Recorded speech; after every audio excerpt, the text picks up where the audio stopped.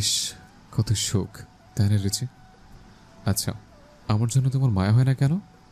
আমাকে কি একটু ভালোবাসা যায় না? কেউ আমাকে ভালোবাসলো না, ভাবা যায়? না তুমি, না মম, না ড্যাড, আর না এলিসা। মম আমাকে কেন তার সাথে নিয়ে যায়নি জানো? কারণ সে আমায় ভালোবাসে না। ড্যাডও আমার থেকে তার বিজনেস, প্রফিট, টাকা, সম্পদকে ভালোবাসে। তুমি নিজের ক্যারিয়ারকে আমার থেকে বেশি ভালোবাসলে। আর এলিসা, আমাকে কেন ভালোবাসলো না বলো তো? সব দোষ তোমার রয়েছে। হ্যাঁ, তোমার। তুমি না পালালে আমি এলিসার প্রেমে পড়তাম না। আচ্ছা, আমি কি সত্যি কারো ভালোবাসা ডিজার্ভ করি না? কথাগুলো এক নিঃশ্বাসে বলে কিছু সময় চুপ করে রইল সে। তারপর হঠাৎ করে গরম কফির মগটা ছুঁড়ে ফেললো ঘুমন্ত রেজালের উপর। ধরফড়ি উঠে রেজাল। তার আত্মচিৎকারে ইভানের মুখে বাঁকা হাসি ফুটে ওঠে। তারপর হঠাৎ করে আবার ব্যস্ত হয়ে পড়ে রেজালকে সাহায্য করার নিখুঁত অভিনয়। সরি রয়েছে, আমার পা কর্নার টেবিলের সাথে লেগে কফিটা তোমার উপর পড়ে আছে। চলো হাসপাতালে নিয়ে যাই। রেজাল কিছুটা দূরছাই করে বলল, তার কোনো দরকার নেই, তুমি আমার থেকে দূরে থাকো। আমার কোল্ড শাওয়ার নিতে হবে আগে, তারপর হাসপাতালে যাওয়া হবে। সরো সামনে থেকে। রেজাল পাশ কাটিয়ে চলে বাথরুমে। আপাতত সে ইভানের ধারে কাছে থাকতে চাইছে না। তার ষষ্ঠ ইন্দ্র জানান দিচ্ছে এটা ইভানের স্বইচ্ছায় করা কাজ। ইভানও ক্রু হেসে বারান্দায় যায়। বাবার নম্বরে কল দিয়ে জিজ্ঞেস করে। Dad, did you kill the baby? Richard কিছুটা ইতস্তত করে বলে, ইভান, এলিজাও মারা যাবে হয়তো। ভুলবশত ওর মাথায় আঘাত করেছে ওরা। অনেক ব্লাড লস হয়েছে। ইভান কিছু না বলে কল কেটে দেয়। সে জানতো রিচার্ড এলিজাকে মেরে ফেলবে। সে জানে এলিজাকে ভুলে না, ইচ্ছাকৃতই মেরেছে রিচার্ড। তার ছিল হেসে মাথা নাড়েছে। মানুষ কত সুন্দর নাটক করে। বেডরুম থেকে বেরিয়ে এসে ধীরে ধীরে হেঁটে যায় অন্ধকার করিডোরের দিকে। সেই দিকটায় একটাই রুম আছে। অন্ধকারের জন্য ছোট্ট করে প্রবেশ করে সে। ঘরটা ইভানের একান্ত ব্যক্তিগত একটি কক্ষ। এই রুমটি তার জীবনের সকল অর্জনের প্রতীকী ধারণ করে রেখেছে। Trophy, award, certificate, gift, medal থেকে শুরু করে আরও অনেক কিছু জায়গা পেয়েছে এই চিমচিমে আলো সুসজ্জিত কক্ষে। ইভান তার ছেলে এসে বলে হচ্ছে, সব ট্রফি আছে, শুধু একটা ট্রফিকে হয়তো নিজ হাতে গলা চেপে মেরে ফেললাম। ড্যাড, ড্যাড তোমাকে ছাড়বে না জানতাম। কিছুক্ষণ সময় নিয়ে সেই কিছু একটা ভেবে হঠাৎই বলে হচ্ছে, উফ এলিজা, আমি যদি তোমার বডিটা প্রিজার্ভ করে রাখতে পারতাম। এখন কি লোক পাঠালে তোমার বডিটা পাবো? সত্যি বলছি, এবার তোমার বডিটাকে সুন্দর করে নিজের কাছে রেখে দেব। সুযোগ পেলে আদরে ভরিয়ে দেবো তোমায়। এবার আমাকে তুমি ছেড়েও যেতে পারবে না। কেন জানো? কারণ আমি তোমাকে মেরে ফেলেছি। বিকৃত হাসে ইভান। তার ভেতরের সত্তাটা এমন দুমুখ। নিজের ফোন বের করে কাউকে কল করে ইভান। দুবার বাজতেই লোকটি ফোন ধরে। কুশলাদি বিনিময় করার পর ইভান বলে হচ্ছে, তোরা তো ডেড বডি স্মাগলিং করিস, আমাকে একটা বডি পাচার করে দিতে পারবে?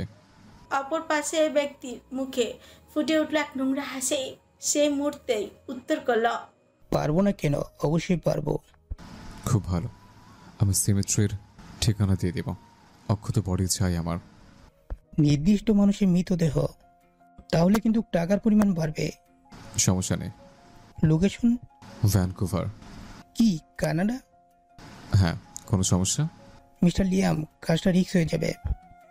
পারবি না বলছিস? পারবো, কিন্তু ড্রাইভ করে যেতে 8 থেকে 10 ঘন্টা বেশি সময় লাগবে। টাকার লেনদেন নিয়ে এখানে ডিল করা হয়ে যাবে, গেলে ভালো হতো না? যত টাকা লাগে আমি দেব, তোর জাস্ট কর্পটা এনে দে। ঠিক আছে, 30% অ্যাডভান্স করে দিন। কথা শেষ করে ইভান টাকা ট্রান্সফার করে। অতঃপর কাউকে টেক্সে আদেশ করল, মেয়েটাকে যে হসপিটালে নিয়ে গেছে সেখানে নজর রাখ। কোন সিমেট্রিতে নিয়ে গেছে জানতে হবে। কথা শেষ করে ঘুমাতে গেল ইভান। আজ তার কোনো শুট নেই। আজ সারাদিন সে ঘুমাবে। দুপুর থেকে কয়েকজন অজ্ঞাত ব্যক্তি ঘোরাঘুরি লক্ষ্য করা যাচ্ছে হাসপাতালের চারিদিকে। দুটো লোক হাসপাতালের এক্সিটের সামনে একটা কফি শপে দুপুর থেকে বসে আছে। আর কিছুক্ষণ পর খেয়াল করছে নীল রঙের রেঞ্জ রোভার গাড়িটি বের হচ্ছে কিনা। এই গাড়িতে করে এলিজাকে হাসপাতালে আনা হয়েছিল। আর একজন লোক ফ্রন্ট গেটে গাড়ি নিয়ে বসে আছে অনেকক্ষণ। কয়েকজন লোক হাসপাতালের ভেতরে ছড়িয়ে ছিটে আছে। ইভানের কথা অনুযায়ী কাজ চালিয়ে যাচ্ছে লোকগুলো। এই সব কেউ কিছু একজন সন্তর্পণে খেয়াল করছে প্রথম থেকে। সে জানতো এমন কিছু হবে। আশার এলিজাকে ডিসচার্জ করে কেবিনে এসেছে, অনেকক্ষণ হয়েছে। ব্যালকনিতে কফির মগ হাতে দাঁড়িয়ে ফ্রন্ট গেটের দিকে তাকিয়ে আছে সে। তার মুখে ফুটে উঠেছে এক বিকৃত হাসি। সে জানত এলিজার মৃত্যু কনফার্ম করার জন্য কেউ না কেউ আসবেই। তাই সে এলিজার নাম ডিসক্লোজ না করেই কেবল মিসেস মিলার ব্যবহার করে অ্যাডমিট করিয়েছিল। নিজের উপস্থিতি বুদ্ধির তারিফ করে সে। বারান্দা থেকে ক্যাবিনে এসে বসলো আশার। সকলে এলিজার ভিআইপি কেবিনে বসে আছে। এলিজার বাচ্চাটা মারা গেলেও সৌভাগ্যক্রমে তাকে বাঁচানো সম্ভব হয়েছে। কয়েকবার পালস ড্রপ করলেও অবশেষে মৃত্যুকে সে হারিয়ে বেঁচে ফিরেছে। মূলত সেদিন লোক দুটো চলে যাওয়ার কয়েক মিনিট পরেই লুসিনা আর অ্যাড্রিয়ান ফিরে আসে। তারা এলিজার জন্য রাতের খাবার নিয়ে এসেছিল রেস্টুরেন্ট থেকে। তাই সরাসরি নিজেদের ঘরে না গিয়ে তারা এলিজার ঘরে গিয়ে বিধ্বস্ত ঘরে নির্জীব এলিজাকে ফ্লোরে পড়ে থাকতেই দেখে। আর সাথে সাথে অ্যাড্রিয়ান তাকে কোলে তুলে নেয়। লুসিনা চেষ্টা চালায় রক্তক্ষরণ বন্ধ করা। লুসিনা আর অ্যাড্রিয়ানের বিচক্ষণতা এলিজা এই যাত্রায় বেঁচে গেছে। লুসিনা একজন স্টুডেন্ট, ডার্মাটোলজি নিয়ে চতুর্থ বর্ষে পড়াশোনা করছে। আর অ্যাড্রিয়ান একজন নিউরোলজিস্ট।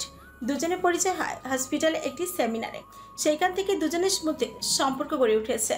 অ্যাশার এসে এলিজার পায়ের কাছে রাখা টুলটার উপরে বসে পড়ল। লুসিনা তার কাঁধে হাত রেখে পড়ল। চিন্তা করছো? তেমন কিছু না, দারোয়ানটাকে ধরতে পেরেছে আমার লোকেরা। ওকে টাকা দিয়েছিল গেট খুলে দেওয়ার জন্য, এইটুকুই জানি। বাকি ইন্টেল পরে জানা যাবে। ঠিক আছে। লুসিনার সাথে সাথে কথা শেষ করে কিয়ৎ সময় চুপ করে থেকে হঠাৎই সে বলে ওঠে, একটা ডেড বডি লাগবে। মানে? চমকে উঠে লুসিনা।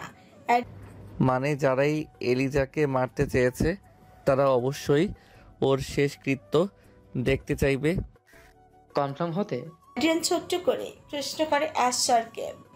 অ্যাড্রিয়ানের প্রশ্ন শুনে মাথা নাড়িয়ে উত্তর করে এসে অ্যাশার হ্যাঁ সূচক প্রতিক্রিয়ায় কিছুটা বিচলিত হয় অ্যাড্রিয়ান। তার মনেও কিছুটা ভীতি কাজ করছে লুসিনাকে নিয়ে। না জানি লুসিনাকেও এমন কিছু শিকার হতে হয়। অ্যাড্রিয়ানের মুখভঙ্গি দেখে অ্যারন বলে ওঠে, অ্যাশ ওয়াজ রাইট, আসলেই তোদের দিকের জায়গাটা সেফ না। কথার মোড় অন্যদিকে ঘুরে যাওয়ায় পূর্বের অ্যাশার ক্ষিপ্ত কণ্ঠে বলে, আমার একটা নারীর মৃতদেহ লাগবে। আপনি ব্যবস্থা করতে পারবেন ডক্টর অ্যালবার্ট? শিওর হয়ে বলা সম্ভব নয়, it's risky. Brian, use hour source. Okay sir. Brian তৎক্ষণাৎ কেবিন থেকে বেরিয়ে যায়। অ্যাড্রিয়ান কিছুটা সন্দেহ করে আশার পানে চেয়ে থাকে। শুভ্র রঙের শার্ট আর কালো রঙের প্যান্টের আদলে লোকটিকে দেখে নিতান্তই নাদান মনে হতে পারে। তবে এই নাদান চেহারার পেছনে সে তার আধার রাজত্ব সন্তর্পণেই লুকিয়ে রেখেছে। তার ছাই রঙা চোখগুলো কত অশ্রু সাক্ষী হয়েছে তা এই সুন্দর মুখশ্রী পেছনে লুকিয়ে থাকা বিষাক্ত মস্তিষ্ক জানে। অ্যাড্রিয়ান তার নিজের ভাবনায় অবাক হয়। নিউরোলজি পড়তে পড়তে কি সেও আত পাগল হয়ে যাচ্ছে? অ্যাশার একজন প্রোগ্রামার এবং তার পারিবারিক অবস্থা বেশ ভালো। হয়তো টাকার বিনিময়ে লাশ কিনতে তার কোনো সমস্যা হবে না। নিজেকে কিছুটা ধিক্কার জানায় অ্যাড্রিয়ান। কিছু বাজে চিন্তা ভাবনা তার কেটে যায় কিছু সময়। সকলে বসে অপেক্ষার প্রহর গুনছে। লুসিনা এলিজার মাথার কাছে বসে তার গায়ের বিষাক্ত দাগগুলো পর্যবেক্ষণ করছে। তার প্রফেসরের কাছ থেকে ভালো মানের ওয়েনমেন্ট নিয়ে আসবে সে। এলিজার সুন্দর অবয়বে এই দাগগুলো বড্ড বেমানান। অ্যাড্রিয়ান কোথায় কেউ জানে না। হয়তো ডেড বডির ব্যবস্থা করতে গেছে। ব্রিয়ানও নেই, সেও যে বের হয়েছে এখনো ফেরেনি। রুমে কেবল শয়নরত এলিজা, লুসিনা, অ্যারন আর অ্যাশার আছে। অ্যারন বসে কারোর সাথে চ্যাটিং করছিল। হঠাৎ সে অ্যাশারকে প্রশ্ন করলো, অ্যাশ, সবাই তোকে কেন সিসের হাজবেন্ড বলছে? Eliza was pregnant, so. Oh, বুঝেছি। জাস্ট ঝামেলা এড়াতে তুই সিসের হাজবেন্ডের পরিচয় দিয়েছিস, তাই তো? প্লাস অপারেশনে নেওয়ার আগে ফ্যামিলির সাইন দরকার ছিল। আমাকে আর অ্যাড্রিয়ানকে এখানে অনেকেই চেনে, তাই। এক নিঃশ্বাসে বলে লুসিনা।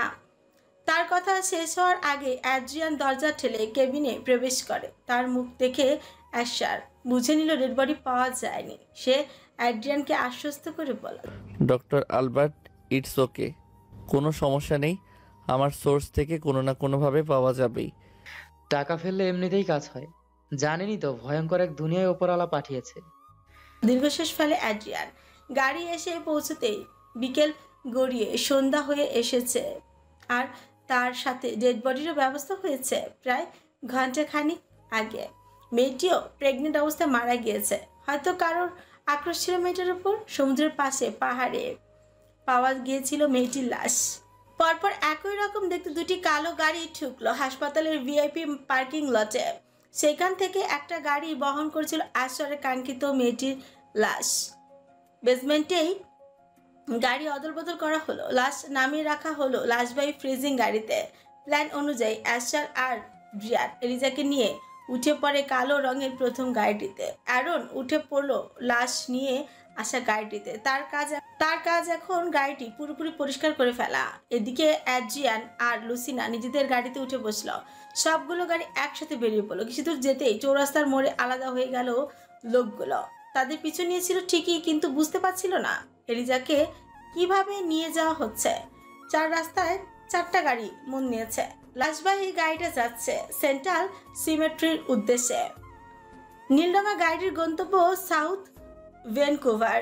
কালো গাড়ি একটি যাচ্ছে ডাউনটাউন ইস্ট সাইডের দিকে, আর অন্যটি যাচ্ছে কিট সিলানোর উদ্দেশ্যে।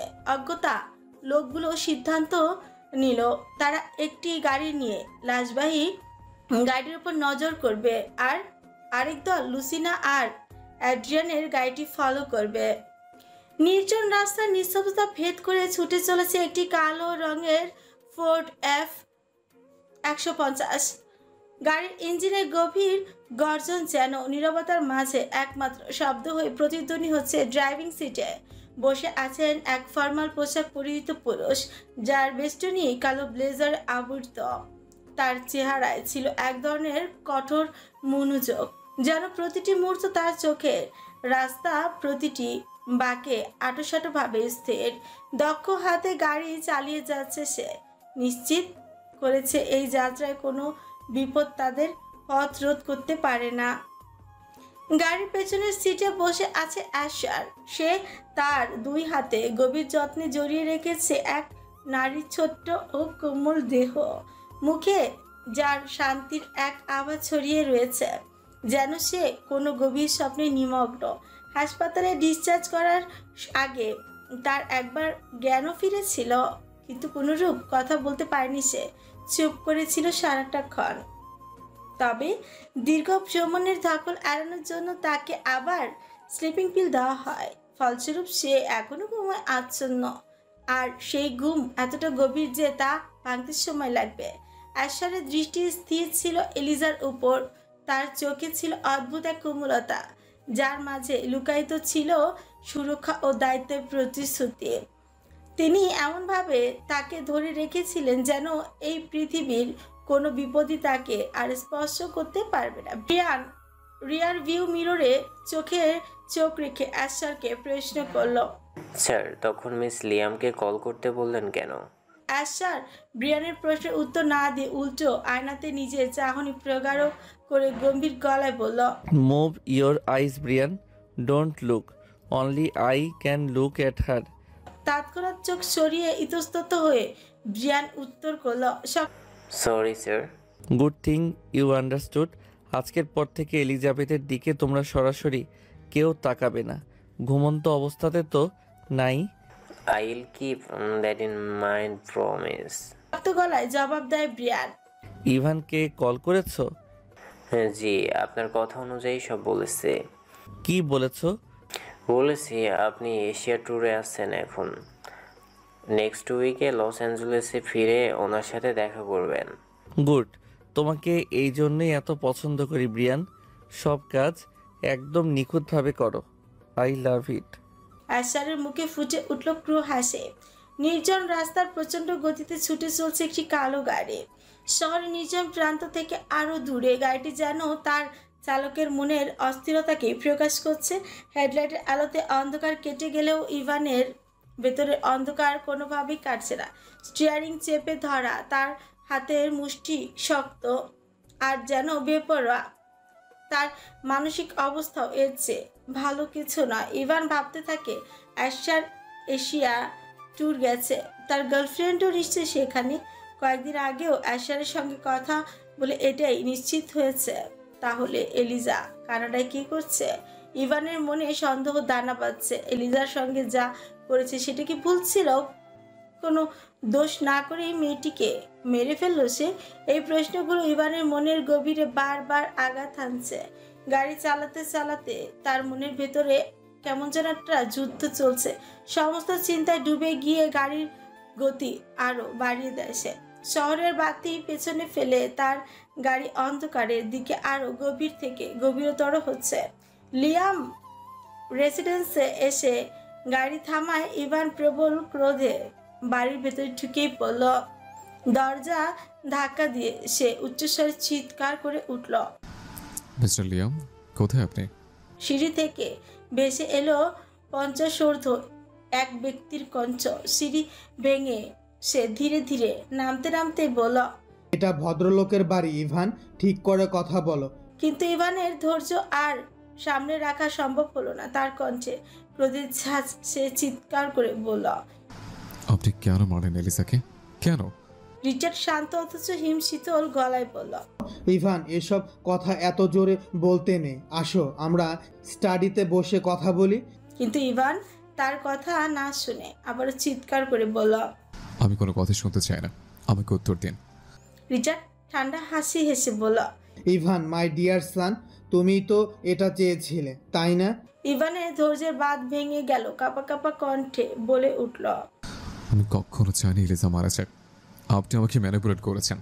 ইভানের চিৎকারে বাড়ির নিচতলার কর্মরত সার্ভেন্টরা হল রুমের দিকে উকিঝুঁকি দিতে শুরু করলো। এমন সময় দ্বিতীয় তলা থেকে এক নারীর কঠোর কণ্ঠ শোনা গেল। সবার এখানে কি হচ্ছে? সার্ভেন্টরা হলরুমে উকি মারার সাহস পায় কি করে? দৃষ্টি সরে গেল সেই নারীর দিকে। হলরুমের আশেপাশে থাকা সবগুলো সার্ভেন্ট তড়িঘড়ি করে সরে গেল। আলোক জান্দ্রাকে লিয়াম রেসিডেন্সে সকলেই ভয় পায়। লেবাননের বিশিষ্ট এক পরিবারের সন্তান আলেকজান্দ্রা। এই এশিয়া নারী রাজ পরিবার থেকে এসেছে, অদম্য সাহসী এবং একই সাথে রূপবতী। তার আসল নাম ইশরা। সে এক মুসলিম পরিবারের সদস্য। সিঁড়ি ভেঙে নিচে আসে আলেকজান্দ্রা। মুখোমুখি হয়ে দাঁড়ায় ইভান আর রিচার্ডের। তার চোখে কঠোরতা, কণ্ঠে দৃঢ়তার ছাপেনে কড়া স্বরে বলে উঠছে, সমস্যা কি? রিচার্ড নরম গলায় বলল, প্রিন্সেস ইসরা, তুমি কেন নিচে নেমে এলে? সেটার উত্তর তোমরাই দাও রিচার্ড। এখানে এত চেঁচামেচি কেন? ইভান কর্কশ গলায় উত্তর দেয়, তার উত্তর আপনাকে দিতে বাধ্য নয়। আলেকজান্দ্রা চোখ সরু করে তাকালো ইভানের দিকে, অতঃপর তাচ্ছিল্য করে বললেন, রিচার্ড, তাহলে এই বাড়িতে দাঁড়ানোর যোগ্যতাও তোমার নেই। ইভান লিয়াম দ্রুত পরিস্থিতি সামলানোর চেষ্টা করলো। আবারও নাটকীয় ভঙ্গিতে বলতে লাগলো, ইসরা, রাগ করো না, ভুল বুঝো না, ও তোমারই তো ছেলে। ইভানের তীব্র কণ্ঠে ঘৃণা ফুটে উঠল রাজবাড়ি গলায়। সে প্রত্যুত্তর করে বলল, রিচার্ড, উনি আমার কিছুই নয়। ধমকের সুরে বলল, ইভান চুপ করো, বেয়াদব ছেলে। আলেকজান্দ্রা এবার রাগে ফেটেই পড়লেন। রিচার্ডের দিকে ফিরে বলতে লাগলেন, শোনো রিচার্ড, তোমাকে আমি বিয়ে করেছিলাম বাধ্য হয়ে। তোমার দাদা জোর করে আমাকে বিয়ে করতে বাধ্য করেছিল। আমি নিরুপায় ছিলাম। আমার পরিবারের কেউ নেই বলে এতটা মানসিক যন্ত্রণা সহ্য করেছি আমি তোমাকে কখনোই ভালোবাসিনি, আর না কখনো আমাদের মধ্যে বৈবাহিক কোনো সম্পর্ক ছিল। শুধু এই ছেলেটাকে মানুষ করার জন্য তোমার সংসার ধরে রেখেছি। ধর্ম, বর্ণ, জাত, সংস্কৃতি কিছুই মেলে না আমাদের। কিছুটা থেমে গভীর আক্রোশ নিয়ে আবার বলতে লাগলো, আসলে তোমার প্রথম স্ত্রী সঠিক সিদ্ধান্ত নিয়েছিল। তোমাকে ছেড়ে চলে গিয়ে সে নিজেকে বাঁচিয়ে নিয়েছে। আমি ভুল করেছি এই কুলাঙ্গারকে মমতা দিয়ে মানুষ করতে গিয়ে, আর আজ সে আমার সঙ্গে বেয়াদবি করছে। ইভান স্তম্ভিত হয়ে গেল, শঙ্কিত কণ্ঠে বলল, মানে আপনি কি বলছেন? আমার মা আমাদের ছেড়ে চলে গিয়েছিল আপনার জন্য। আপনি আমার জন্য কি কষ্ট করেছেন? উল্টো আমার জীবন থেকে আমার মাকে কেড়ে নিয়েছেন, ঘর ছাড়া করেছেন। এখন কেন এসে বলে সিম্পাথি আদায় করতে চাইছেন বলুন? আলেকজান্দ্রা চোখ বন্ধ করে তিক্ত স্মৃতি মুছে ফেলার চেষ্টা করলো। কয়েকবার ঘন ঘন নিঃশ্বাস চালো। কিছু সময় চুপ থেকে বলতে শুরু করলো। তুমি কিছু জানো না ইভান, তোমার দাদা আর বাবা মিলে আমাদের দুজনের জীবন নষ্ট করেছেন। আপনি ঠিক কি বলতে চাইছেন? তোমার বাবার সাথে আমার বিয়ে আগেই তোমার মা পালিয়েছিল, কেননা তোমার বাবা রিচার্ড তোমার মাকে সবসময় মদ্যপ হয়ে মারধর করত। এমনকি গর্ভাবস্থায়ও মিসেস লিয়াম মার খেয়েছে। তোমার মায়ের বিয়ের আগে একজনের সাথে সম্পর্ক ছিল। ওই লোক এসব জানার পরে তোমার মাকে বলেছিল ওনার কাছে ফেরত যেতে, তবে সে তোমাকে নেবে না বলে সাফ জানিয়ে দিয়েছিল। আমি ছোট ছিলাম, তোমাকে নিয়ে খেলতাম। বলতে পারো তোমার মা হঠাৎ আমাকে বলেছিল তার অবর্তমানে তোমার খেয়াল রাখতে। কথা দিয়েছিলাম রাখবো। হঠাৎ করে একদিন মিসেস লিয়াম পালিয়ে যায়, আর তোমার পরিবারে কোনো নারী না থাকায় তোমাকে দেখে রাখার দায়িত্ব আমার ঘাড়েই এসে পড়ে। আর আপনি কিভাবে আমার পরিবার এসেছিলেন? আলেকজান্দ্রা চেয়ারে বসতে বসতে বলতে লাগলেন। তোমার বাবার সাথে আমার পরিচয় হয় যখন আমার 17 বছর বয়স। আমার দাদা খুব প্রিয় এবং কাছের একজন মানুষ ছিল, কিন্তু তাদের মধ্যে বয়সের পার্থক্য অনেক। আমার দাদা ছিলেন 60 ঊর্ধ্ব, আর তোমার দাদা হয়তো 50 পেরিয়েছে, হবে 52 কি 54। তোমার দাদাকে আমি কাকা বলেই ডাকতাম। হাসেছে। সেই হিসাবে তোমার বাবা ছিলেন আমার ভাইয়ের মতন। তোমার দাদা লেভানে গেলেই আমাদের বাড়িতে বেড়াতেন, কিন্তু একটা সময়ে কোনো এক কারণবশত আমাদের বাড়িতে আমাদের শত্রুরা অতর্কিত হামলা চালায়। তুমি অবশ্যই জেনে থাকবে লেভানের বর্তমান অবস্থা। সেদিন তোমার দাদা আমাকে আর লেভানের সকলের সম্পত্তি কাগজপত্র নিয়ে পালিয়ে এসেছিলেন। আমি আজও জানি না আমার পরিবারের কেউ বেঁচে আছে কি না। খোঁজ নিয়েছি, তবে ফলাফল শূন্য। দীর্ঘশ্বাস ফেলে আবারও বলতে লাগলেন তিনি। আর সেখানেই তোমার বাবার সাথে আমার পরিচয় হয়। তোমার বাবা ছিলেন 26 বছর বয়সী একজন বিবাহিত পুরুষ, যার স্ত্রী ছিল 5 মাসের অন্তঃসত্ত্বা। আমি তোমাদের বাড়িতে থাকতাম মেইডের মতো। রিচার্ডের মা আমাকে বাধ্য করত, তাও চুপচাপ মেনে নিয়ে থাকতাম। এরপর তুমি হওয়ার 8 দিন পরে তোমার দাদি মারা যায়। আর এরপর আমি জানি না তখনই কেন তোমার জন্মের 1 মাস পর তোমার মা বাড়ি ছেড়ে চলে গিয়েছিল। আমি তোমাকে মানুষ করেছি। নিজের কিশোরী হয়েও যুবতীর ন্যায় আচরণ করতে শুরু করেছিলাম। একসময় তোমার দাদা আমাকে মিথ্যে বলে আমার পরিচয় পরিবর্তন করে দেয়। মিথ্যাটা সাধারণ মিথ্যে নয়, চরম মিথ্যে। আমার সম্পত্তি থেকে শুরু করে সব কিছু হাতিয়ে নেওয়ার চেষ্টা চালায় সে। লেভানেও ফিরে গিয়েছিলেন তিনি। আমাদের পারিবারিক অলংকার থেকে শুরু করে যা বাকি ছিল সবই নিয়ে এসেছিল। তারপর শুরু করলো তোমাদের বর্তমানে চলা সবচেয়ে বড় অ্যান্টিক্সের বিজনেস। জোরপূর্বক আমার নামও পরিবর্তন করে দেন, আর আমি ইশরা ক্যাসিডোর থেকে মিসেস আলেকজান্দ্রা লিয়াম হয়ে যাই। কেন জানো? এতে করে আমার সম্পত্তি তোমাদের হয়ে যাবে। তাই আমি মরে গেলে আমার সব তোমাদের হয়ে যাবে। অনেক তিক্ত ঘটনাই সব। আমি আর কিছু মনে করতে চাই না। তোমাকে শুধু একটাই কথা বলবো, তুমি যেই বাড়িতে দাঁড়িয়ে আছো এটা কেবল তোমার বাবার নয়, এখানে আমারও ভাগ আছে। তোমাদের ব্যবসা, সম্পত্তি সব কিছুতে আমার কম করে হলেও অর্ধেক ভাগ আছে। তাই আমার সাথে এভাবে কথা বলার সাহস ভবিষ্যতে করবে না। এবার নিস্তব্ধ হয়ে নীরব শ্রোতা ছিল এতক্ষণ।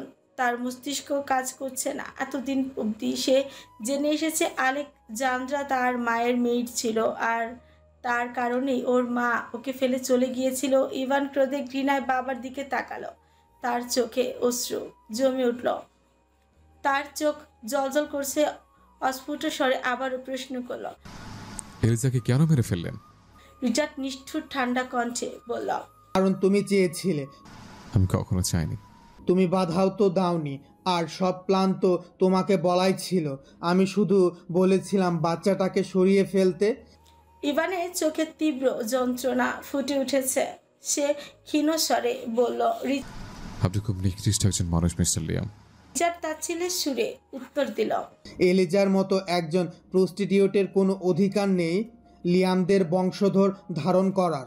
তার কথা শেষ হওয়ার আগে আলেকজান্দ্রা রাগে ফেটে পড়ে তাকে এক চড় মারলেন। তুমি একজন অমানুষ রিচার্ড, ছি। ইভান নিতর হয়ে দাঁড়িয়ে রইল, নিজের বাবার দিকে একদৃষ্টিতে তাকিয়ে থাকে ইভান। তার গলা দিয়ে স্বর বের হচ্ছে না, কি থেকে কি হয়ে গেল কিছু মাথায় আসছে না তার। ভেবেছিল সব শেষ, নতুন করে জীবন শুরু করবে সে, কিন্তু সবটা ঘেটে গেল। তার কিছুই বোধগম্য হচ্ছে না। ছোটবেলা থেকে ধূমস্র জালে জর্জরিত সে, তার বাবার খেয়াল সে একটা গুটি মাত্র। তার মাথা কাজ করছিল না। এতদিন ধরে সে জানতো সবকিছু যেন মিথ্যা। এলোমেলো পায়ে বাড়ির বাইরে বের হয়ে আসে ইভান। গাড়িতে বসে কোনো কিছু তোয়াক্কা না করে চিৎকার করে কাঁদে সে। উম্মাদের ন্যায় বলতে থাকে, আমার পাগলের মতো লাগছে, কিছুই ভালো লাগছে না, মরে যেতে ইচ্ছা করছে। কেন কি আমাকে ভালোবাসে না? আমার কি দোষ? কি দোষ করেছিলাম আমি? জন্মের পর কেন আমাকে বাঁচিয়ে রাখলে? খামচে ধরে নিজের গ্রীবা, নখ দাবিয়ে দেয় তার সুন্দর মুখশ্রীতে। হঠাৎ ফোনের কর্কশ আওয়াজে তার ধ্যান ভাঙল। নিজেকে সামলে সে দৃঢ় গলায় বলল, লাশ তুলেছ? প্রায় অন্ধকারে ঘেরা নির্জন এক ম্যাপল পাতার বাগান। দিনের বেলাতেও অন্ধকারে রেশ থাকে এই বাগানটায়। কারো মালিকানাধীন ইয়ার্ডে রং বেরঙের ম্যাপল পাতার এই বাগান। অনেকক্ষণ ধরে খুঁটিয়ে আশপাশটা পর্যবেক্ষণ করছিল চার্লট।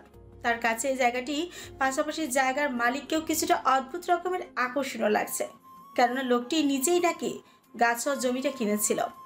জমিটা কেনার সময় নাকি লোকটা বলেছিল তার এমন বাড়ি লাগবে যার চারিপাশে কোনো লোকালয় বা প্রতিবেশী থাকবে না। আর এই জন্য হয়তো গাছের দাম সহ জমিটা তাকে কিনতে হয়েছিল।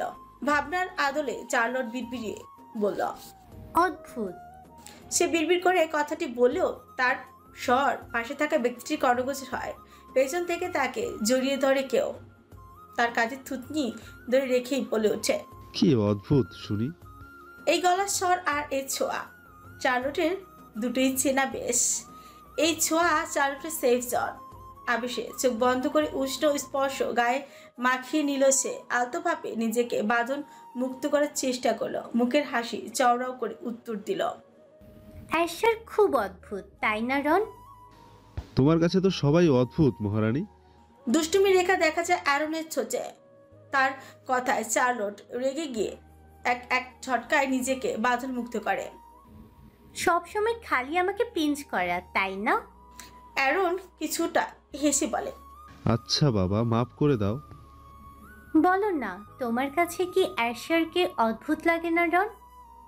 কিছুটা জড়তা নিয়ে অ্যারন তার প্রশ্নের উত্তর দিল, অদ্ভুত তো অবশ্যই, তবে জানো ও আগে এমন ছিল না। গত ৬-৭ বছরে কেমন অদ্ভুত হয়ে গেছে। ছোটবেলায় ও আমার চেয়েও বেশি চঞ্চল ছিল। মানে এক্সট্রোভার্ট থেকে ইন্ট্রোভার্ট? কিছুটা অবাক হয়ে প্রশ্নটি করলো চার্লট। মানে কি তা আমিও জানি না চেরি। তাদের কথোপকথনের মধ্যস্থলে প্রিয়ান এসে দাঁড়ায়। কোমল স্বরে মাধুর্যতা মিশিয়ে বলে, স্যার আপনাদের ডাকছেন। কিছুক্ষণ পরে অ্যারনের আর চার্লট বসার রুমে চলে এসে দেখলো লুসিনা, অ্যাড্রিয়ান আর ব্রিয়ান সোফায় বসে আছে। তারা সকলেই সন্ধ্যার এই সময়টাতে চা পানে ব্যস্ত। সবসময়ের মতো অ্যাশার এখানে নেই। গত 3 দিন নিজের ভাইকে ওপরতলা থেকে এক মুহূর্তের জন্য নামতে দেখেনি অ্যারন। দীর্ঘশ্বাস ফেলে চার্লটকে লুসিনাদের কাছে রেখে উপরতলায় যাওয়ার সিঁড়ির দিকে হাঁটা দিল সে। তৃতীয় দিনের মতো আজও বিধ্বস্ত হয়ে বিছানায় পড়ে আছে ইভান। মানসিক পীড়ন কাটিয়ে উঠতে পারছে না সে। অথচ স্বার্থপর দুনিয়া তার মন মস্তিষ্কের পীড়া অনুভব করতেই পারে না। সকাল থেকে ফোনের ছাঁচালো আওয়াজ তার মেজাজ আরো বিগড়িয়ে দিচ্ছে বলে ভুল হবে না। এখনো অবধি এলিজার লাশ উঠাতে পারেনি সে। 3 দিন হয়ে গেছে। এলিজার শরীরে আদৌ অক্ষত আছে। আপাতত আর কিছু ভাবতে মন চাচ্ছে না তার। বিছানা ছেড়ে উঠে দাঁড়ায় সে। কিছু প্রহর কাটিয়ে শাওয়ার নিয়ে বেরিয়ে আসে ইভান। রেচাল বাড়িতে নেই আজ 2 দিন। একা থেকেও কেন জানি শান্তি লাগছে না ইভানে। রেচালের সান্নিধ্য তার কয়েকদিন ধরে বিরক্ত লাগছে। মেয়েটা পুরনো হয়ে গেছে। মাথা মুছতে মুছতে নিজের ফোন হাতে নিল ইভান। এখনো ফোন অবিরাম বেজেই চলেছে। ফুস করে নিঃশ্বাস ছেড়ে এসে কল রিসিভ করে বলে, সরি ডিরেক্টর, ফোন সাইলেন্ট ছিল।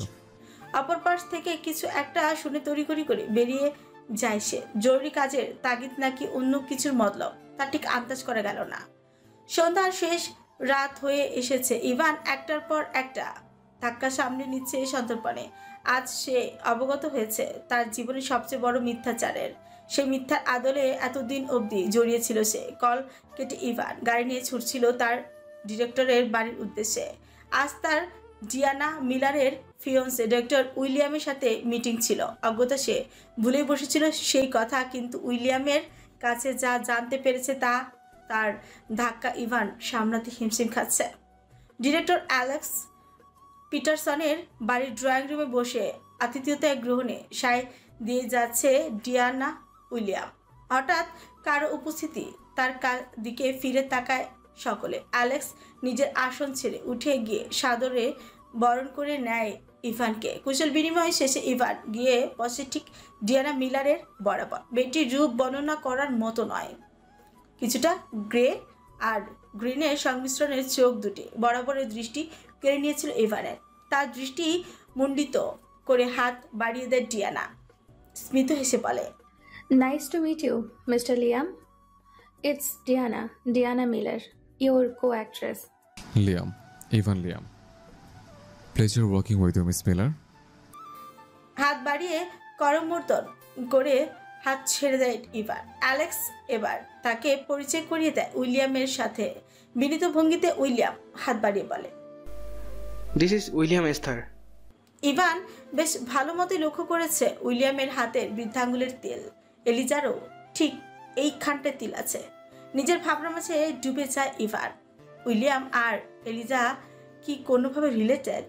কিন্তু এলিজা তো গরিব ঘরের মেয়ে এবং অনাথ। অপরদিকে উইলিয়াম একসাথেই অ্যালাইড মেডিকেল আর রুটস অ্যান্টিস্কোর শেয়ার হোল্ডার। ফ্লোরের দিকে তাকে বিড়বিড় করে বসে বলে, আমি কি পাগল হয়ে যাচ্ছে? সবকিছুতে কেন এলিজাকে মেলাচ্ছে? আমি কি এলিজাকে ভালোবাসি? না, এই দুনিয়াতে ভালোবাসা বলতে কিচ্ছু হয় না। সবাই স্বার্থপর। মানুষ মানেই স্বার্থপর জীব। যেখানে স্বার্থ নেই সেখানে মানুষ নেই। ইভানের দৃষ্টিভঙ্গি উইলিয়াম কিছুটা হেসে নিজের হাত ফিরিয়ে নেয়, বুকের উপর ভাঁজ করে রাখলো। কিছুটা গম্ভীরভাবে বলল, ডক্টর হওয়ার পাশাপাশি আমার আরও একটা পরিচয় আছে মিস্টার লিয়াম। তাদের ভাবনা থেকে বেরিয়ে এসে স্মিত হাসে ইভান। সৌজন্যমূলক হেসে বলে, লিডিং কোম্পানি অ্যাসার্সের উত্তরাধিকারী। আমি জানি, তবে আমাদের পারিবারিক ব্যবসার সম্পর্ক খারাপ বিধায় অন্য সেক্টরের সম্পর্ক খারাপ না করাই ভালো হবে বলে মনে হয়। তো অবশ্যই, তবে এটাও না মিস্টার লিয়াম, আমার আরও একটা পরিচয় আছে যেটা দুনিয়া জানে না, তবে আপনি জানবেন আজ এই মুহূর্তে।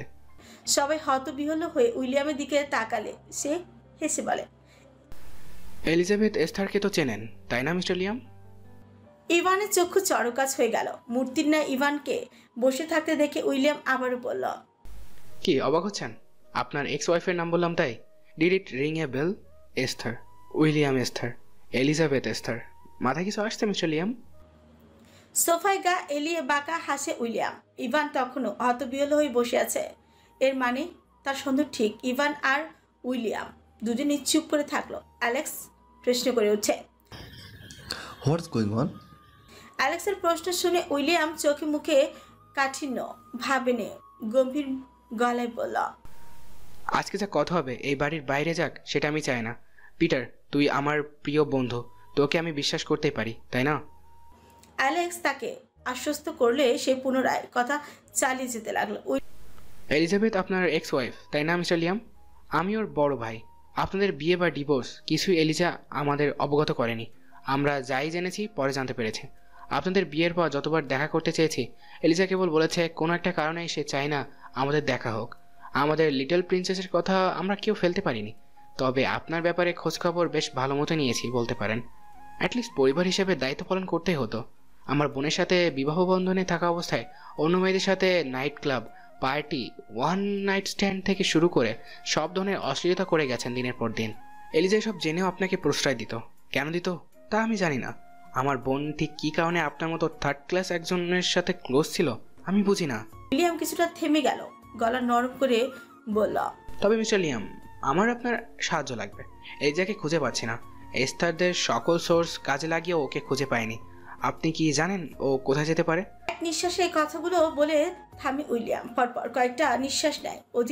অধীর দৃষ্টিতে তাকা ইভানের পানে। ইভান তখনও চোখ মাথা নিচু করে বসে আছে। সে কিভাবে জানাবে নিজের হাতে খুন করেছে সে এলিজাকে? হ্যাঁ, নিজের হাতেই তো করেছে। সে তার বাবাকে কেন বারণ করলো না? সে বারণ করলে হয়তো এলিজা বেঁচে থাকতো, একই সাথে অনাগত সন্তানটিও বেঁচে থাকতো। কিছু উত্তর না করেই উঠে দাঁড়ায় সে। আজ করতে পারে সকলেই হতবিহ্বল হয়েছে আছে তার দিকে। উইলিয়ামের চোখে চোখ রাখার সাহস হারিয়ে ফেলেছে সে। এখান থেকে পালাতে পারে বাচ্চা যেন। দরজার দিকে মুখ করি কাটকাট গলায় সে উত্তর করে, আমি একাই এলিজাকে ঠকাইনি, এলিজা আমাকে ঠকিয়েছে। হয়তো জানেন, আবার নাও জানতে পারেন। তবে আমাদের বিয়ে কন্ট্রাক্ট ছিল, কিন্তু তাও সীমানা পেরিয়ে ড্রাগসের মতো নেশা হয়ে গিয়েছিল আমার এলিজার প্রতি। হয়তো দোষ আমার, ওর প্রতি দুর্বল হওয়াটা আমার ভুল। ওর সান্নিধ্য ছাড়া রাতে আমার ঘুম আসে না, এমনকি এখনও না। ও জানতো আমার দুর্বলতা, এবং আমার দুর্বলতাকে সে আরও দুর্বল করে দিয়েছিল। কিন্তু পরিশেষে সে আমায় গ্রহণ করেনি। তাকে ডিভোর্সের কথা জানাতেই সে মুহূর্তেই রাজি হয়ে গিয়েছিল। আর এরপর তাকে নিয়ে কোনো কিছু ভাবার আছে বলে আমার মনে হয় না। আমি জানি না সে কোথায়। আমার কাছ থেকে বিদায় নিয়েও যায়নি সে। কিসের হতো তারা ছিল তার? যদি তার খোঁজ পান, তবে আমার হয়ে প্রশ্নগুলো তাকে করবেন। তো পায়ে প্রস্থান করে সে। পেছনে ফেলে যায় একজন নির্লিপ্ত চোখ আর দুটো হতবিহ্বল মুখ। গাড়িতে বসে দীর্ঘশ্বাস ফেলে ইভান মনে অনেক সাহস জমিয়ে কতগুলো বলেছে সে। আত্মগ্লানি তাকে আরো গভীরভাবে গ্রাস করেছে। তবে তার সাথে সাথে এলিজার উপর রাগ আরো বেড়েছে প্রবলভাবে। এত বড় মিথ্যে, নামি দামি পরিবারের মেয়ে হয়েও কেন মিথ্যে বলেছিল সে? পরক্ষণেই তার মাথায় আসে এলিজাও তাকে পছন্দ করত। তাহলে কি জন্য নিজের পরিচয় লুকিয়েছিল? সন্দেহর দানা বাঁধতে থাকে তার মনে। হাই স্পিডে ফ্লাইওভার ক্রস করার পরপরই ইভান গাড়ির পিছু নিয়েছে কয়েকটা গাড়ি। তবে এই বিষয় অবগত হয়নি ইভান। সে নিজের মতো ড্রাইভ করে ছুটেছে তার গন্তব্যে। হঠাৎ দুইটি গাড়ি স্পিড বাড়িয়ে ক্রস করে ইভানের গাড়ি আর কিয়ৎ সময় ব্যয় না করেই ড্রিফট করে ইউটার্ন নিয়ে ব্রেক করে ইভানের গাড়ির সামনে। বিরক্ত হয় ইভান। গাড়ির থেকে দুজন ছেলে মেয়ে এসে ইভানের উইন্ডোতে নক করে। ইভান কিছুটা সময় নিয়ে বেরিয়ে আসে গাড়ি থেকে। মুহূর্তে সে অবলোকন করে সেখানে অনেক উগ্র ছেলেপেলের বেড়া জালে সে একা দাঁড়িয়ে। সন্ধ্যার আবরণে পৃথিবী ঠেকে গেছে অনেক আগেই। নিচতলা থেকে দোতলা এসে একবার লুসিনাদের দিকে চোখ বুলিয়ে নিল অ্যারন। মেয়েটা সবার সাথে মিশতে পারে না। লুসিনার সাথে তার কথা বলার ভঙ্গি অবলোকন করার উদ্দেশ্যেই নিচে তাকিয়েছিল সে। তবে কিছুটা চিন্তামুক্ত লাগছে, কেননা লুসিনা চার্লটের সাথে বেশ ভালোভাবেই মিশেছে। হয়তো ডাক্তার হবার সুবাদে তারা পূর্ব পরিচিত, তাই ভাবনার আদল থেকে বেরিয়ে বড় করে একটা শ্বাস নেয় অ্যারন। ধীর পায়ে হেঁটে অ্যাশারের রুমের সামনে দাঁড়ালো সে। এক মুহূর্তে থেমে গভীর নিঃশ্বাস নিয়ে দরজায় আলতো করে নক করলো। ভিতরে থেকে জবাব এলো, ম্যাডাম, ফ্লোরায় এসেছেন? না, আমি। ও, ভেতরে আয়। এলিজা বিছানায় শুয়ে আছে, মুখে এক ধরনের নিজস্ব ক্লান্তি। তার চোখে অনিশ্চয়তার ছায়া, যেন মনে কোনো গভীর যন্ত্রণা তাকে আক্রমণ করে দুর্বল করে দিচ্ছে। জ্ঞান ফেরার পর থেকে আজ 2 দিন পেরিয়ে গেছে, কিন্তু এলিজা এখনো নির্বাক। একটিও শব্দ ফোটেনি তার মুখ ঠোঁট থেকে। তার পাশেই ছোট সোফা হেলান দিয়ে বসে বই পড়ছে অ্যাশার। অ্যারনকে ঘরে ঢুকতে দেখেই চোখ ধরে তাকায় সে। চোখে হালকা এক ইশারা করে তাকে বসতে বলল। অ্যারনও বিনা বাক্যে চেয়ার টেনে বসে পড়ল। তার চোখে একটা কৌতূহলী দৃষ্টি। সামান্য অপেক্ষা করে একটুখানি হাসি ঠোঁচে এনে জিজ্ঞেস করল, ডেকেছিলি? ছোট্ট করে জবাব দিয়ে পুনরায় নীরব থাকে অ্যাশার। কেন? এলিজা তো কোনো কথাই বলছে না রনো। এদিকে আমার লস অ্যাঞ্জেলসে ফিরতে হবে, আগামী পরশু ফ্লাইট। কৌতূহল নিয়ে অ্যারন অ্যাশারের দিকে তাকিয়ে প্রশ্ন করল, মানে আগে বলিসনি তো? কিন্তু কেন ফিরতে হবে হঠাৎ করে? তার উপর সিসের কন্ডিশন তো অত ভালো না। তার সুরে একটু অস্পষ্ট আগ্রহ, যেন কিছু একটা জানতে চাচ্ছে, কিন্তু পুনরায় পুরোপুরি স্পষ্ট নয়। অ্যাশারের চোখে রাগের তীব্রতা স্পষ্ট হলো। কিছুটা থেমে নিজেকে শান্ত করার প্রয়াস চালিয়ে গম্ভীর গলায় বলল, I know, but I am going to meet that jerk Evan. কি জন্য? সন্ধ্যা দৃষ্টি নিক্ষেপ করলো অ্যারন। জরুরি কাজ আছে। Didn't I say that the game just begin? মানে হলো কার্য সাধন কিংবা শরীর পাতন। সোফা ছেড়ে উঠে দাঁড়ায় Asher. Do or die? Yes. ভেবেচিন্তে করছিস তো সব? সবটা প্ল্যান করা রণ, কিন্তু কিন্তু কি? এলিজাকে একা রেখে কিভাবে যাই বলো তো? ওর মেন্টাল ব্রেকডাউন শুরু হলে তোরা কি ওকে সামলাতে পারবি? তুই কতদিনের জন্য যাচ্ছিস? প্রায় 1 মাস কিংবা তারও বেশি সময়। সমস্যা নেই, আমার উপরে ভরসা রাখ। সিসকে দেখে রাখতে পারবো আমি। এছাড়া 3 জন ডক্টর তো এখানেই আছে। ব্রিয়ান আছে, উডি আছে, ম্যাডাম ফ্লোরা আছে, কোনো সমস্যা হবে না। উডিকে আমি সাথে নিয়ে যাব। I need him. As you know, ওর ড্রাইভিং স্কিল খুব ভালো। আর তুই ভালো করে জানিস লস অ্যাঞ্জেলসে লিয়ামরা খুবই প্রভাবশালী, যে কোনো কিছু হতে পারে। প্রাণের ঝুঁকি নিয়ে যাওয়ার কি দরকার? পরে যাওয়া যেত না? না রণ, যত দেরি হবে ততই ইভানের সন্দেহ আরও জোরালো হবে, আর আমি তা চাইছি না। আর উডিকে নিয়ে যাচ্ছি তো ও কঠিন পরিস্থিতিতেও মাথা ঠান্ডা রেখে কাজ করতে পারে। আচ্ছা, নিয়ে যা, আমি আছি। সিসকে দেখে রাখার দায়িত্ব আমি নিলাম, তুই টেনশন করিস না। সিসের দিকে কেউ তাকালে ডিরেক্ট শুট করে দেব। শেষের কথাটা মস্করার ছলে বলে অ্যারন। তার সাথে তাল মিলিয়ে আশার বলে, তোর লাইসেন্স আছে? করিয়ে নেব কোনো এক সময়। এখন এটা নিয়ে আবার পিঞ্চ করিস না। আমি আবার তোর মতো আন্ডার কাভারে থাকি না যে আমার রিভলভার লাগবে। আমি আন্ডার কাভারে থাকি। কবে থেকে? কুচকে যায় আশার। তার চাউনি দেখে অ্যারন আবারও ব্যঙ্গ করে বলল, নয়তো কি, লস অ্যাঞ্জেলেসে তোকে কেউ চিনবে? তোকে সবাই চেনে গ্রেটেস্ট প্রোগ্রামার আর ইনভেস্টর হিসেবে। আমাদের পারিবারিক ব্যবসা সম্বন্ধে তোর কোনো ধারণা আছে? আচ্ছা ধর, একটা বড় প্রোগ্রামে গিয়ে তুই বললি আমি লুইস মিলারের বড় ছেলে। আই বেট সিকিউরিটি তোকে ফ্রড ভেবে জেলে পুরবে। আশার কড়া চোখে তাকায় অ্যারনের দিকে, কিছুটা থেমে প্রশ্ন করে, কিন্তু তোর জবের কি হবে? জার্নালিস্টদের তো 24/7 অ্যাক্টিভ থাকা লাগে। বসের কথা বলে নেব, আর যদি রিজাইন করতে হয় তাহলে সেটাই করব। আমার তো আহামরি চাকরি দরকার নেই, শখের বসেই নিজের পায়ে দাঁড়াতে চেয়েছি। তোর মতো তো প্রোগ্রামার হতে পারিনি। তবে journalism is not a bad choice. আসে অ্যারন। তোর উপর আমার ভরসা আছে। ম্যাডাম ফ্লোরাকে আমি এলিজার ডায়েট চার্ট দিয়ে যাব। উনি খাবার রেডি করলে তুই বা মিস লরেন্ট খাবার নিয়ে আসবি রুমে। ম্যাডাম ফ্লোরাকে ঘরে ঢুকতে দেওয়ার প্রয়োজন নেই। আমি চাই না এলিজা কারোর সাথে আপাতত মিশুক। কেউ অপ্রত্যাশিত কিছু বললে ও উত্তেজিত হতে পারে। আচ্ছা, বুঝেছি। আমি ভাবছিলাম ডক্টর আলবার্টকে বলবো ওকে রেগুলার চেক আপ করতে। সেটা করতে হলে করবি, সেটা আরও ভালো হয়। ব্রো, কিছু বলবি? বল। অ্যাকচুয়ালি কিভাবে শুরু করব বুঝতে পারছি না। হেলামি না করে বল, না হয় যা। আসলে মানে এত জড়তা আছে যখন বলিস না। আচ্ছা শোনো, বলছি। Christie is dating someone. মানে কি বলছিস এইটুকু বয়সে? শোনো না, রিলেশনশিপে নেই, ওরা কমিটমেন্টে আছে। আশার বলতে না দিয়ে বলতে শুরু করে অ্যারন। আশার ফিকুচকে তাকে প্রশ্ন করে, তুই কি ওদের সাপোর্ট করছিস? ভাই হিসাবে। এবারে কিছুটা রেগে যায় আশা, তীক্ষ্ণ কণ্ঠে বলে, আমি কি ক্রিস্টিনার ভাই না? ওর বয়স কত? এই বয়সে ওর সাহস কি করে হয় কারোর সাথে কমিটমেন্টে যাওয়ার? আচ্ছা কুল ডাউন, আমি ডিটেলস জেনে তোকে জানাবো, কেমন? এখন শান্ত। দেখ, ও এখনো সেই ছোটটা নেই। 17 বছর চলছে।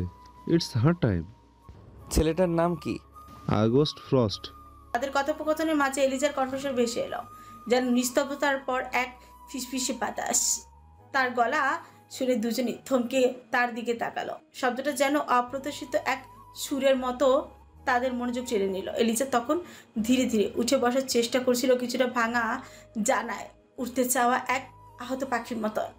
তার চেষ্টায় এক ধরনের অব্যক্ত বেদনার ছাপ ছিল, যা মুহূর্তেই ঘরের পরিবেশকে ভারী করে তুলল। তার প্রতিটি নড়াচড়া যেন ভগ্ন প্রতিকার এক নীরব যুদ্ধ। এলিজার মুখে ক্লান্তি, ভঙ্গুর কায়ায় শক্তি পাচ্ছিল না উঠে বসার। আশার তড়িৎ গতিতে এলিজার পায়ের কাছ থেকে উঠে দাঁড়ালো। এলিজার কাছে গিয়ে দ্রুত কিন্তু স্নিগ্ধ ভঙ্গিতে তাকে উঠতে সাহায্য করলো। এক হাতে তাকে তুলে ধরে অন্য হাতে পিঠের পেছনে বালিশ গুজে দিল যেন এলিজার বসতে কষ্ট না হয়। অতঃপর কিছুটা ঝুঁকে সে এলিজার এলোমেলো চুলগুলো আলতো ভাবে ঠিক করে দিল। তার কোমল স্পর্শে এক ধরনের স্নেহ মিশেছিল, যা কোনো কথা ছাড়াই তার যত্ন আর গভীর অনুভূতি প্রকাশ করে দিল এলিজার সন্নিকটে। অ্যাশার এক পা ভাঁজ করে তার উদরের কাছে বিছানার অংশটিতে বসতে শান্ত গলা এলিজা অ্যাশারের চোখে চোখ রেখে বলল, আমার বেবি কোথায় অ্যাশ? থমকে যায় দুই ভাই, কারোর চোখে মুখে কোনোরূপ কথা নেই। অ্যাশার চোখ নামিয়ে ফেলে। এলিজা আবারও প্রশ্ন করে, আমার বেবির কিছু হয়নি তাই অ্যাশ বলো? মলিন হাসে এলিজা। এদিকে অ্যাশার তার দৃষ্টি লুকাতে ব্যস্ত। অ্যাশারের দৃষ্টি লুকানোর এক অপার প্রচেষ্টায় অপ্রত্যাশিত কাজ করেই বসে এলিজা। সে তার নিজের কোমল দেহের এক ঝাঁক স্নিগ্ধতা এনে অতি ধীরে তার হাত দুটি বাড়িয়ে অ্যাশারের ঘাড়ের দুই পাশে রেখে তাকে আলিঙ্গন করে। এলিজার স্নিগ্ধ স্পর্শে সেও নিজের হাত বাড়িয়ে বাহুডোরে আবদ্ধ করে নেয় এলিজাকে, যেন এক চুপচাপ বোধে দুই হৃদয় একে অপরকে অনুভব করে যাচ্ছে, অথচ কোনো শব্দ না ছাড়াই। অ্যারন আর দাঁড়িয়ে রইল না, চুপচাপ কিছুক্ষণ তাদের দুজনের নীরব সংলাপের অন্তর্গত মুহূর্তগুলো স্থান দেওয়ার জন্য মৃদু পা ফেলে নীরবতার মধ্যে রুম থেকে সন্তর্পণে বেরিয়ে গেল। কি সমস্যা তোদের? ছাচালো কণ্ঠে প্রশ্ন করে ইভান। ছেলেগুলো তাচ্ছিল্য করে তার প্রশ্নের উত্তর না করে উল্টো শার্টের কলার চেপে ধরে বলে, এত এগ্রেসিভ ডাইভ কেন রে? ট্রেন ছুটে যাচ্ছে, আমাদের রেসের মাঝে কেন ঢুকলি বল? সবটা বেচতে দিয়েছিস, এখন আবার আমাদের সাথে জাজ দেখিয়ে কথা আমাকে প্রশ্ন করিস? তুই জানিস আমি কে? রাজভারী গলায় চেঁচিয়ে কথাগুলো বলে একটা ছেলে। তার কথার জবাব দেয় না ইভা, নির্বাক হয়ে দাঁড়িয়ে থাকে। তার ভাবলেশীন চাহনিতে ছেলেগুলো আরো খেপে যায়। তাদের মধ্যে পেছন থেকে কেউ একজন বলে, নিজেকে কি ভাবিস, সুপারস্টার নাকি আলমাইটি? ম্যাক্স খোল, তোর চেহারা শরৎ তো দেখা আমাদের, দেখি তোর রূপের কতবার। ছেলেটির কথাটা শেষ হওয়ার পূর্বে ইভানের কলার চেপে ধরে ছেলেটি হ্যাচকা টানে মাস্কটি খুলে ফেলে। দু কদম পিছিয়েছে ছেলেগুলো। কলার চেপে ধরা ছেলেটি কিঞ্চিত সময় নিয়ে হাঁটু করে বসে পড়ে ইভানের সম্মুখে। মুহূর্তে গগন কাঁপিয়ে হেসে উঠে ইভান। গাড়ির বনেটের উপর বসে কিছুক্ষণ পা তোলেছে। তার মুখে এক বিশ্রী হাসি বিরাজমান। ছেলেগুলো এক দৃষ্টিতে তার দিকে তাকিয়ে আছে। তাদের মধ্যে একটি ছেলে এগিয়ে এসে ইভানকে প্রশ্ন করে, বস, আপনার তো আজ আসার কথা না, আর গাড়িটাও আপনার না, আপনি এখানে হঠাৎ? তুই কি আমাকে প্রশ্ন করছিস? গাড় কাত করে প্রশ্ন করে ইভান। তার চোখে মুখে ইতিমধ্যে ফুটে উঠেছে হিংস্রতা।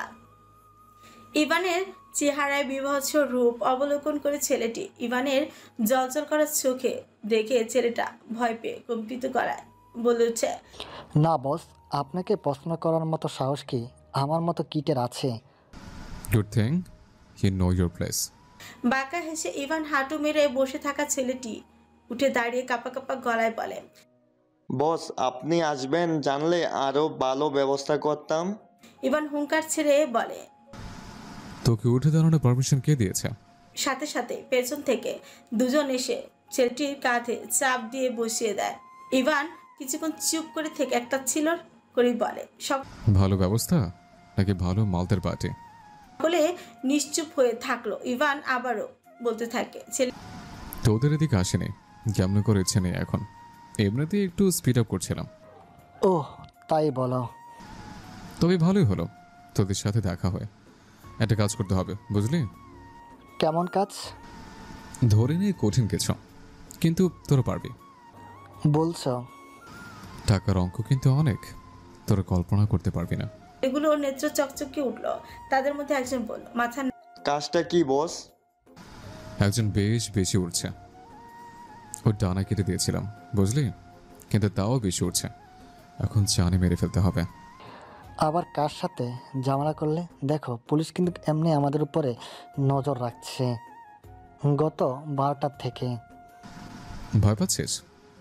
তা নয় বস, কিন্তু দেখ কাজটা করতে পারলে বল, তাহলে অন্য কাউকে দিয়ে কাজটা করতে হবে।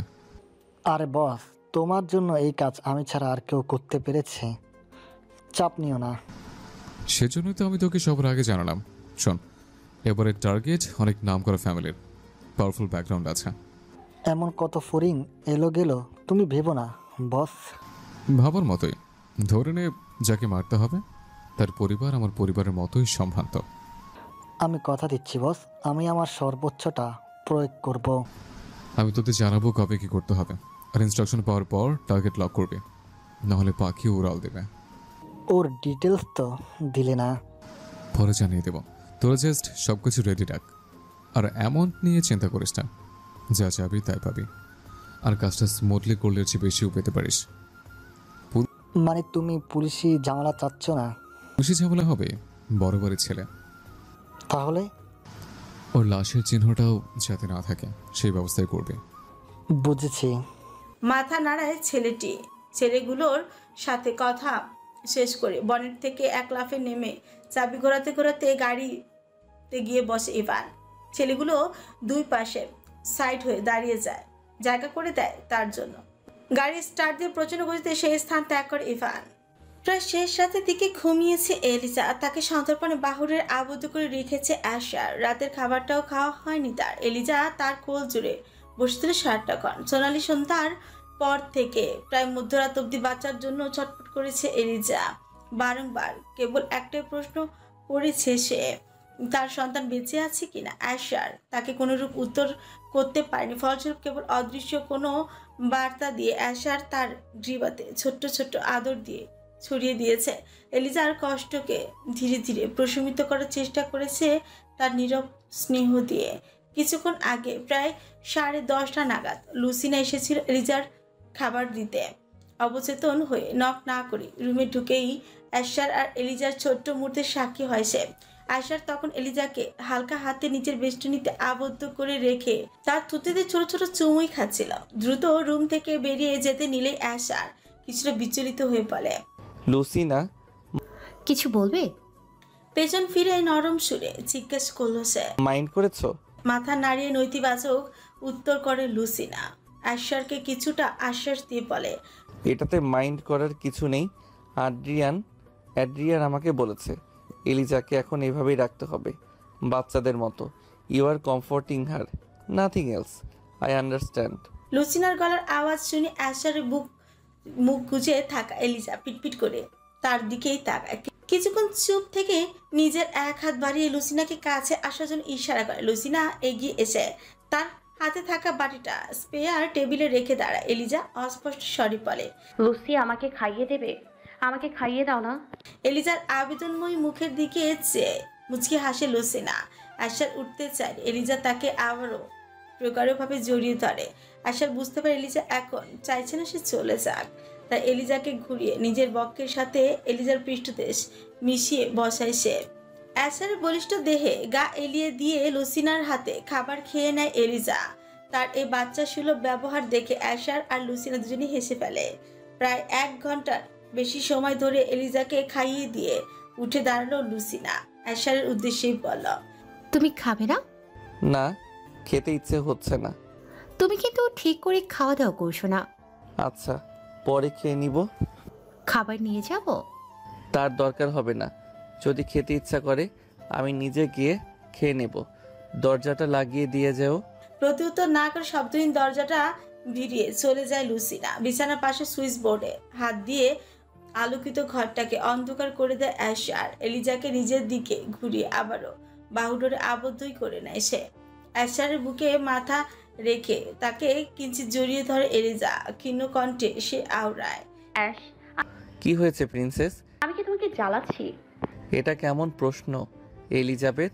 আমি তোমার বার্ডেন হতে চাচ্ছি না। তুমি আমার বার্ডেন? এটা তোমাকে কে বলল? ভালো লাগছে না অ্যাশ। ইটস ওকে, আমি বুঝতে পারছি। আমার ভয় করছে। কিসের ভয়? মনে হচ্ছে তুমি দূরে গেলেই ওরা আবার আসবে। ভয় নেই, এখানে সবাই আছে, কেউ তোমার কিছু হতে দিবে না। আমি জানি, কিন্তু এখানে থাকা প্রত্যেকটা মানুষের মাঝে সবচেয়ে বেশি বিশ্বাস আমি একমাত্র তোমাকেই করতে পারি। আমি জানি। Trust me Elizabeth, I will take revenge for you. Ash, আমার কাঁদতে ইচ্ছে করছে। কান্না করো এলিজাবেথ, তোমাকে গত 3 দিনে একবারও কাঁদতে দেখিনি। কান্না করো, মন হালকা হবে। এলিজা আর থাকতে পারল না, আয়েশারকে প্রগাঢ়ভাবে জড়িয়ে ধরে শব্দ করে কান্না করে দিল সে। তুমি অনেক স্ট্রং এলিজাবেথ, তোমার জায়গায় অন্য কেউ হলে। কথা শেষ করে না আয়েশার, হাতের বাঁধন আরো শক্ত করে নেয় সে। আলতো স্বরে, ঘুমাও এলিজাবেথ, অনেক রাত হয়েছে। কিছুক্ষণ বাদে এলিজা ঘুমিয়ে পড়লে সেও নিজের নেত্রপল্লব ফেলে ঘুমের রাজ্যে পাড়ি জমায়। রাত প্রায় 1:45। দরজা ঠেলে কিঞ্চিত অন্ধকার রুমে প্রবেশ করে লুসিনা। আবিষ্কার করে এক সুদর্শন পুরুষ বিছানায় বসে বইয়ের দিকে প্রগাঢ় দৃষ্টি চেয়ে আছে। তার ভাব এমন যে এই মুহূর্তে লুসিনার ঘরে প্রবেশ সম্পর্কে সে অবগত নয়। বেডসাইড টেবিলে সোনালী রঙের আভা ছড়াচ্ছে ছোট্ট একটি ড্রিম লাইট। এই মৃদু আলোতে অ্যাড্রিয়ানের সুন্দর মুখশ্রী আরও সুন্দর হয়ে উঠেছে। এক ঝলক অ্যাড্রিয়ান নামক পুরুষটিকে দেখে নিল লুসিনা। লোকটি এখনো তার দিকে তাকায়নি। কিছুটা মনক্ষুণ্ণ হলো সে। ছিটকিনি লাগানোর পরপরই এক পুরুষালী কণ্ঠ তার কর্ণগোচর হয়। এতক্ষণে আসার সময় হলো? অ্যাড্রিয়ানের প্রশ্নের উত্তর না দিয়ে লুসিনা বলল, জানো আমি কি দেখেছি? ফুল্লতায় ফুটে উঠল লুসিনার চোখ মুখে। কিছুটা লাফিয়ে লাফিয়ে খাটের কাছে এসে দাঁড়ায় সে। ঠিক তার ন্যানো সেকেন্ডের মধ্যে হ্যাচকা টানে লুসিনাকে বিছানায় ফেলে দেয় অ্যাড্রিয়ান। নিজের শরীরের কিছুটা ভার ছেড়ে দেয় লুসিনার অবাধ্য চুলগুলো কানে গুজে দিতে দিতে বলে, কি দেখেছো? মানে আশার আলিজার গালে। So what? সো হোয়াট মানে আমার কাছে ওদের ছুটিটা বেশ লাগে। ওদের মধ্যে একটা সম্পর্ক হলে খারাপ হয় না, অনেক ভালো মানায় ওদের, তাই না অ্যাড্রি? এদিকে অ্যাড্রিয়ানের কানে তার কোনো কথাই যাচ্ছে না। এদিকে অ্যাড্রিয়ানের কানে তার কোনো কথাই যে যাচ্ছে না সে বিষয়ে তার ভ্রুক্ষেপেই লুসিনা নিজের মতো করে কথা চালিয়ে যেতে লাগলো। তার অগোচরে কারো বুকে উতাল ঝড় উঠেছে, তা সে উপলব্ধি করতেই পারল না। ধৈর্যের বাঁধ ভেঙে যাওয়ার পর মুহূর্তে লুসিনার অধরে তর্জনী ছুঁয়ে অ্যাড্রিয়ান বলল, ইউ অলরেডি টকড এনাফ। বুঝেছি, এখন আমার তোমাকে চুপ করাতে হবে। বেডসাইডে জ্বলতে থাকা ড্রিম লাইটের সুইচ চেপে ঘরটিকে অন্ধকার আচ্ছন্ন করে দেয় অ্যাড্রিয়ান। ঘুরে তাকায় লুসিনার দিকে। তখনও সে বিছানায় শুয়ে আছে হতবিহ্বল হয়ে। অন্ধকার লুসিনার এলোমেলো চাহনিতে মুচকি হাসে সে। লুসিনার কোমরে হ্যাচকা টানে নিজের আরো কাছে নিয়ে আসে সে। আরো একটি রাত সাক্ষী হয়ে তাদের প্রচ্ছন্ন মুহূর্তের। চায়ের কাপ হাতে নিয়ে দাঁড়িয়ে আছে কালো সোয়েট শার্ট পরা দুজন লোক। স্বচ্ছ কাচ ভেদ করে বাইরের দৃশ্য দেখতে ব্যস্ত তারা। পেছনে চাতক পাখি নয় বসে আছে কয়েকজন। টেইলর উঠে গিয়ে কিছুটা রাগ নিয়ে বলে, আউট অফ দিস সিচুয়েশন। আমার হাতে এখনও 2টা কেস আছে, ওগুলো হ্যান্ডেল করতে হিমশিম খাচ্ছে। এই ব্যাপারটা তোমার না হয় সামলাও। কালকে তোমার ডেড বডি নদীর ধারে পাওয়া গেলে কে আইডেন্টিফাই করবে মিসেস টেইলর এস্থার? কিছুটা হুমকির আভাস পাওয়া গেল একটি পুরুষালী কণ্ঠে। টেবিলে থাকা পেপার ওয়েটটা ঘোরাতে ঘোরাতে কথাটি বলল আর্থার। টেইলর উচ্চ গলায় চিৎকার করে বলল, স্ট্যান্ড আপ ইডিয়েট। হাতের কাপটা ঠিক দেয়ালগুড়ি বরাবর ছুরি মারল দাঁড়িয়ে থাকা লোকটি দুটির মধ্যে একজন কর্কশ গলায় বলল, টেশা, স্বার্থপরের ডেফিনেশন জানো? Look at sure self. যাই, তুমি কি আমাকে স্বার্থপর বলতে চাইছো? নয়তো কি বলবো টেশা? ওই মেয়েটার সাথে যা হয়েছে তার জন্য কি আমি দায়ী? দাঁড়িয়ে থাকা দ্বিতীয় লোকটি ঘুরে তাকালো টেইলরের দিকে। হাতের কাপটা আলতো হাতে টেবিলের উপর রেখে মিষ্টি এসে টেইলরের সামনে দাঁড়ানো নরম গলায় বলল, আর একটা বার কথাটা রিপিট করো my dear Taylor. I said এলিজাবেথের সাথে যা হয়েছে তার জন্য কি আমি দায়ী? নো ডার্লিং, ইউ সেড ওই মেয়েটা। দেখো মেয়েটির কথা শেষ হওয়ার পূর্বে তার গলা চেপে ধরে যাই। ক্রোধে ফেটে পড়ে সে। রুডো গলায় বলে, এলিজাবেথ কোন ফ্যানলে জিনিস না টেসা, ওর ব্যাপারে এভাবে কথা বলার সাহস করবে না। I know I was wrong, but Tresa your cross your limit. Zaid enter, ভুলে যেও না আমি তোমার স্ত্রী। আর তুমিও ভুলে যেও না এলিজা আমাদের একমাত্র বোন। কঠিন গলায় প্রত্যুত্তর করে উইলিয়াম।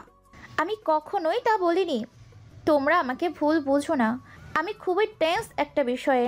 আর আমার শরীরের কন্ডিশনও ভালো নয় যে এইসবে নিজেকে জড়িয়ে রাখতে পারবো। কি বিষয়ে নিয়ে টেন্সড? আর কি হয়েছে তোমার? সন্ধিয়ান দৃষ্টিতে তাকায় আর্থার। এলিজা আর ইভানের কন্ট্রাক্ট ম্যারেজ। আমি কোর্টে ইভানের নামে ফাইল করতে চাচ্ছিলাম, কিন্তু যা দেখলাম কোর্ট হাউসে ওর ইনফ্লুয়েন্স বেশ ভালো মতোই। এছাড়া স্টাডি করেছি আগের সব ঘটনা। ওদের বিয়ে করার কোনো কারণ আমি দেখছি না। আর ফর মি, আমি প্রেগনেন্ট। টেলরের দ্বিতীয় কথায় সবাই কিছুটা চমকে গেল। জেইড এগিয়ে এসে টেলরকে উষ্ণ আলিঙ্গন করলো। উইলিয়াম মুখে হাসি টেনে বলল, সরি টেসা অ্যান্ড কংগ্রেস। সকলে কিছুটা জড়তা নিয়ে টেলরকে অভিবাদন জানিয়ে তাদের ঘর থেকে বেরিয়ে গেল। সকলেই বেরিয়ে যেতে টেলর জেইডের আলিঙ্গন ছেড়ে বিছানায় গিয়ে বসে পড়ে। দীর্ঘশ্বাস ফেলে বলে, আমি জানি এন্থার গ্রুপের সকল উত্তরাধিকারীরা এখন এলিজাকে নিয়ে ব্যস্ত। আমি নিজেও ওকে নিয়ে চিন্তায় আছি জাইদ। ট্রাস্ট মি, উইলিয়ামের রাগ হওয়াটা স্বাভাবিক। ও ভাই, কিন্তু তুমি আর সিং, তোমরা তো ওর কাজিন। তোমাদের কি আমার সাথে এই ব্যবহার সাজে? আর আর্থার, সে তো তোমার চেয়েও বয়সে ছোট। ওর কি উচিত বড় ভাইয়ের স্ত্রীর সাথে এইভাবে কথা বলা? ভাঙা গলায় থেমে থেমে কথাগুলো এক নিঃশ্বাসে বলে গেল টেলর। তার গলার স্বরে জেইডও কিছুটা নরম হয়ে গেল। খাটে গিয়ে টেলরের পাশে বসে তাকে জড়িয়ে ধরল সে। নমনীয় গলায় এক প্রকার সান্ত্বনা সুরে বলতে লাগলো, ভুল বোঝো না, আমাদের মধ্যে কাজের নামে কোনো শব্দই নেই। আমরা সবাই ভাই বোন, এটা তো তুমি জানোই। আর যদি বলি জেন আর আর্থারের কথা, তুমি বেশ ভালো করেই জানো ওরা এলিজাকে কতটা ভালোবাসে। ছোট থেকেই দেখে আসছে। এলিজা আমাদের বাড়ির একমাত্র মেয়ে, সকলের চোখের মণি। ইনফ্যাক্ট তুমি নিজেও ওকে বেশ ভালোবাসো। কিছুটা থেমে ট্রেলরের মুখের দিকে তাকায় সে সন্তর্পণে। তাকে টান পাশে থেকে জড়িয়ে ধরে বলে, জেন আর আর্থার একটু রাগচা, ঠাটফাট কথা বলা ওদের স্বভাব। কিন্তু আমি তোমাকে কথা দিলাম, ওরা তোমার সাথে আর রাগ দেখিয়ে কথা বলার সাহস করবে না। আবারও দীর্ঘশ্বাস ফেলল ট্রেলর। সে জানে ওরা আসলে এলিজাকে নিয়ে চিন্তা আছে। সকলের আদরের মেয়েটা ডিভোর্সের পর তাকে এক পলকও তারা কেউ দেখেনি, আর না তার কোনো হদিস পেয়েছে। সেনো ফ্রান্স সকালের মিষ্টি রোদের আবরণে কোনো এক খোলা বারান্দার মেঝেতে বসে কফি উপভোগ করছে। একজোড়া কপত কপতি উদম গায়ে জড়িয়ে আছে লোমস ব্ল্যাঙ্কেটে। ছেলেটির বুকে নিজের পিঠ ঠেকিয়ে তার বলিষ্ঠ হাতের আলিঙ্গনে নিজেকে লুকিয়ে রেখেছে মেয়েটি। কিছু সময় তাদের মাঝে নীরবতা বিরাজ করলো। দুজনেই বাইরে মনোরম পরিবেশ এক দৃষ্টিতে অবলোকন করছে। হঠাৎই ছেলেটা দীর্ঘশ্বাস ফেলে মেয়েটিকে প্রশ্ন করলো, চলে যাবে? মেয়েটি মাথা নাড়িয়ে সম্মতি সূচক উত্তর দেয়। ছেলেটির মনে বিষণ্ণতা ছেয়ে যায়। কিছুটা আবেগে আপ্লুত হয়ে সে আবারও তার কোল জুড়ে থাকা ছোট্ট মেয়েটিকে শুধায়, কেন এই খেলায় নিজেকে জড়ালে রিচি? অতঃপর মুখ গুজে নেয়। চুলের গহিনে লুকিয়ে থাকা ঘাড়ে ছেলেটির দিকে ঘুরে তাকিয়ে রেচাল বলে, আমি তো জড়িয়েছি আরও 6 বছর আগে রাফায়েল। এতদিন ছিলাম গুটি, এখন সময় বদলেছে। এবারের মতো চাল আমিই দেব। কি দরকার ছিল হিসাবে? ইউএস না ফিরলেই পারতে। তুমি এই লোকটার কাছে যাচ্ছ, একসাথে থাকছো। আমি মেনে নিতে পারছি না রিচি, আমার দম বন্ধ লাগছে। Don't leave me Richie. তুমি তো জানো ইভান আমার ফ্যামিলিকে কিভাবে ডোমিনেট করছিল। আমার কি ফেরার প্রয়োজন ছিল না রাফায়েল? বিয়ে করার কি দরকার ছিল? ঘুরিয়ে পেঁচিয়ে তোমার মম ড্যাডকে নিয়ে চলে আসতেই পারতে, তাই না? বাবা মায়ের উপর নজরদারি সরানোর জন্যই বিয়ে করতে রাজি হয়েছি। ইভান আমাকে প্রথম দিকে বেশ সন্দেহ করত। যেদিন আমি ওর কথায় রাজি হয়ে ফিরে যাই, সেদিন থেকে প্রতিটা দিন ও আমার কাছে থাকার বাহানায় আমার উপর নজর রাখত, যা আমি বেশ ভালোই বুঝতাম। তবে খুব শীঘ্রই আমি ফিরবো রাফায়েল, তোমার চিত্রকর্মের প্রথমা হয়ে। মুচকি হাসে সে। কিছুটা রাগ ফুটে উঠে রাফায়েলের চোখে মুখে ছাঁচালো কণ্ঠে বলে ওঠে, এত যখন ভালোবাসে তোমার গায়ে হাত কেন তোলে ওই কাওয়ার্ডটা? রাগ করো না সোনা, আমি ওর সাথে ইন্টিমেট হতে না চাইলেও ও এমন। মলিন হাসে রেচাল। ইভানের সাথে তুমি বেশি মেশো না রিচি, আমার ভালো লাগে না। যথাসম্ভব চেষ্টা করি ওর থেকে দূরে থাকার। তুমি ভেবো না রাফায়েল, মম ড্যাডকে আমি খুব শীঘ্রই এখানে পাঠিয়ে দেব। তুমি ওদের রিসিভ করে নিও, আর ইভানকে ওর পাপের শাস্তি পেতেই হবে। অনেক হয়েছে, ছবি আঁকছি না। মনে কেন? আছে আমি ইটার্নি অফ ইনফিনিটির ছবিটা আঁকছিলাম? হ্যাঁ, ওটা শেষ করেছো? তুমি নেই, কেউ রঙের কম্বিনেশন ঠিক করে দেয় না, আমার ছবি আঁকা হয় না। একটু ধৈর্য ধরো। আপাতত না। কথাটা শেষ হতে রেজালকে কোলে নিয়ে উঠে দাঁড়ালো রাফায়েল। খাটের দিকে হাঁটা দিল আরো কয়েক মুহূর্তে নিজেদের প্রণয়ের সাক্ষী করতে।